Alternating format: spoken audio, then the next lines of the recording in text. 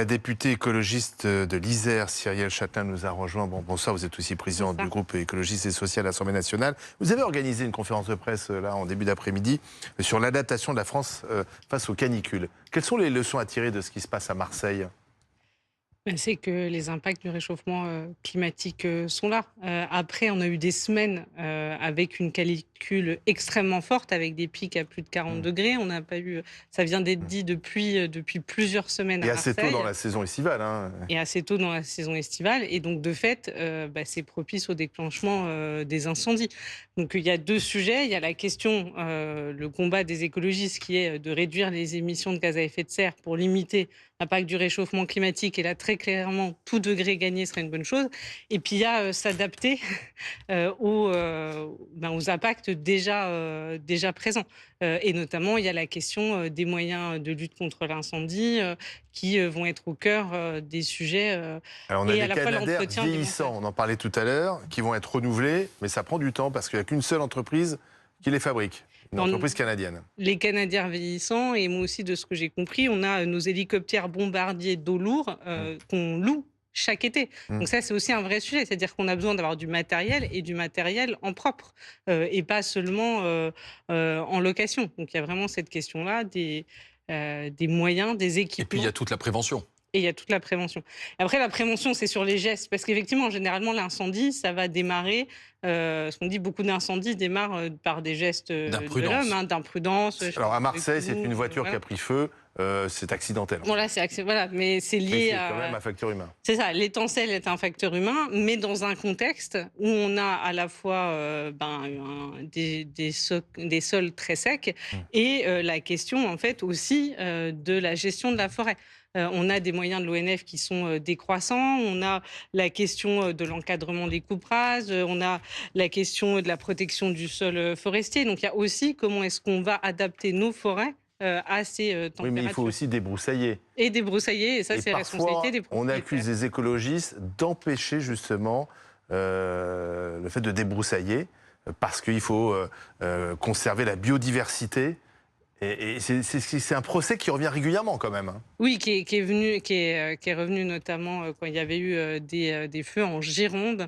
Après, le sujet, en fait, le fait de débroussailler, c'est effectivement de la responsabilité des propriétaires. C'est une obligation. La question, c'est de travailler avec les professionnels de la forêt. Parce que la question, c'est pas nous, ce à quoi on s'oppose, c'est les forêts de sylviculture où on fait pousser tous les mêmes arbres pour d'un coup tous les couper et tous les vendre. Ça, c'est pas de la forêt. La question, c'est comment on entretient des forêts où il y a des différentes espèces végétales, etc., et qui n'empêchent pas de débroussailler à certains endroits. Mais c'est bien avoir une forêt où il y a de la biodiversité.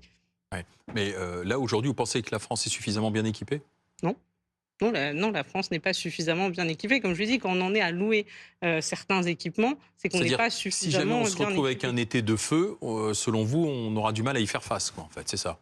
Dans mon souvenir, alors je parle sous réserve, mais quand il y a eu les feux en Gironde, on a eu besoin d'avoir des soutiens. Oui. Parce qu'il y a la question du soutien comme nos voisins humain. européens ont besoin mais de voilà, nous aussi. C'est logique, c'est-à-dire qu'on va aider nos voisins européens et on a quand même on a la chance d'avoir des sapeurs-pompiers très formés et puis d'avoir aussi des sapeurs-pompiers volontaires. Donc on a quand même cette chance-là et il faut déjà souligner qu'il y a eu des blessés. Je crois que c'est 119 blessés là à Marseille. Donc, c'est toujours un risque humain extrêmement fort. Et puis après, il y a effectivement la question des Canadair, de l'eau renouvellement. Ça veut dire que, selon vous, il n'y a pas de volonté politique face à l'enjeu que représente aujourd'hui le réchauffement climatique et le risque d'incendie géant, quoi, en fait ? Il y a quand même un déni assez flagrant. Enfin, nous, ça fait... Un déni ? Mais ça fait maintenant... alors là, je sors un peu des équipements. Mais ça fait 2 mois qu'on vit tous les jours à l'Assemblée des reculs constants.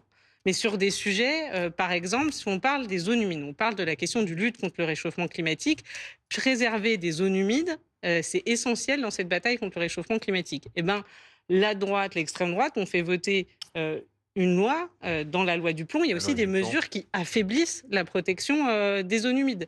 Quand on parle de protéger les terres agricoles et les terres naturelles, ça fait partie aussi d'une politique qui va permettre de lutter contre le réchauffement climatique en protégeant des zones qui vont absorber le carbone. Donc en fait, on fait face à des politiques qui, une par une, limite notre bataille sur la Et question on du urbanise réchauffement trop, y climatique. compris dans des zones végétalisées, quoi. En fait. Après, il y a la question effectivement de ce qu'on appelait, enfin, en plus d'un urbanisme qui peut être morcelé, c'est-à-dire qu'il faut urbaniser là où c'est déjà urbanisé de manière prioritaire. Ouais, ce qui est intéressant à noter, c'est que maintenant, des feux de forêt n'épargnent plus les villes. Non. Et c'est ce qui s'est passé à Marseille. Et puis c'est l'angoisse. Enfin, on a tous quand même enfin, l'image des feux qu'il y a eu à Los Angeles. Enfin, c'est quelque chose qui, je n'imagine pas l'angoisse que ça peut provoquer. Il y a eu 60 maisons de touchées, 10 complètement détruites. Donc on voit que là, ça va atteindre effectivement la ville et la vie quotidienne. Dans tous les cas, ce qu'il faut retenir à l'heure où on se parle, là, maintenant à 18h20, c'est que le feu à Marseille est fixé, ce qui veut dire qu'il ne progresse plus, que les pompiers sont à la tâche pour tenter de l'éteindre, mais que le risque est bel et bien là encore. Et du côté de l'Aude, de Narbonne, là aussi, ça continue de brûler. Merci Madame Châtelain, merci au commandant Jérôme François Anthony Ferry d'avoir été